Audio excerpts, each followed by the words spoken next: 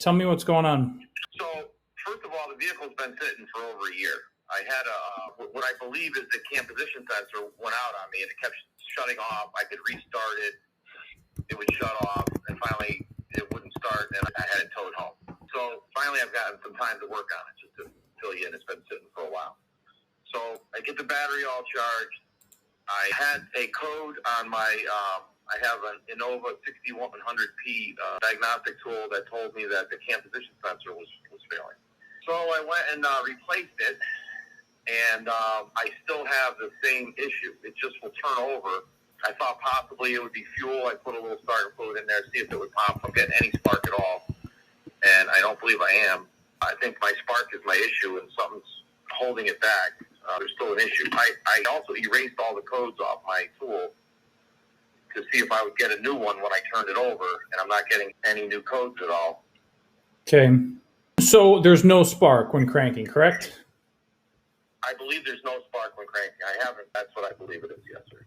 And what about the crank sensor? Have we checked or replaced the crank sensor? The crank, no, I have not. That was my next move. I didn't want to go under there, so that's why I'm talking to you. If you think that's my next move, that's not really that nearly as hard as the cam sensor. I would do that. Are there any? I'm sorry. Did you say there's? Have you checked for codes in the computer? There was originally a code in the computer for the cam sensor.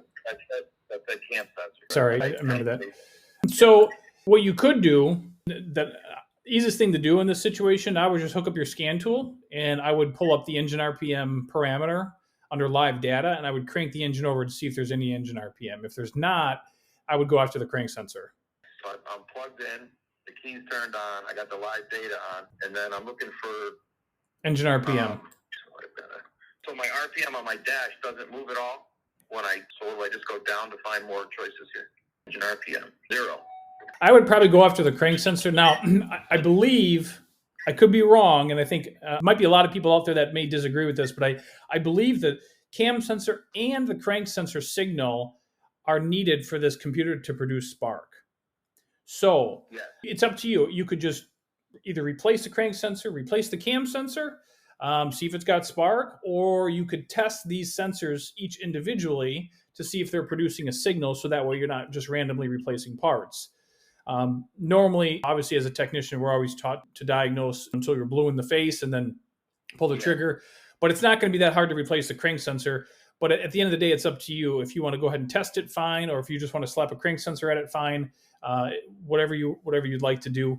But if you want to test it, if at the crank sensor with the key on, you get a 12-volt reference. There's a light green wire, should have 12 volts. And then the yellow and black wire should be a good ground.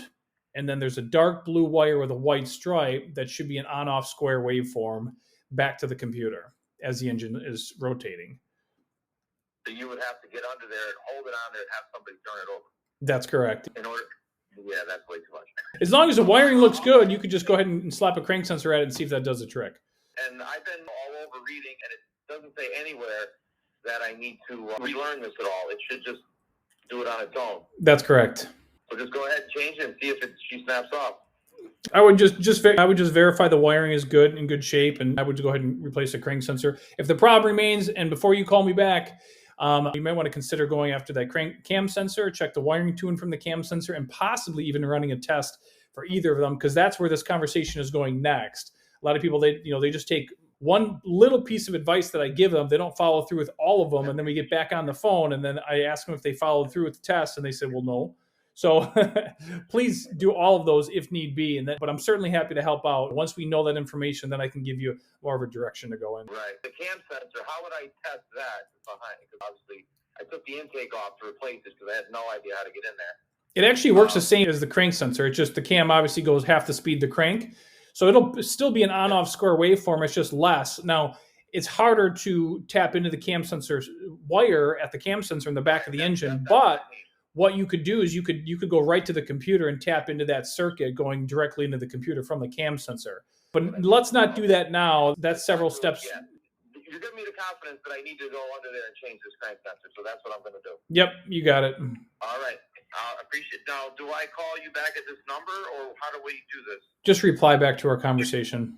And then we'll hopefully get linked up again. You got it. Yep. Thank you, sir. All right, you're welcome. Good luck.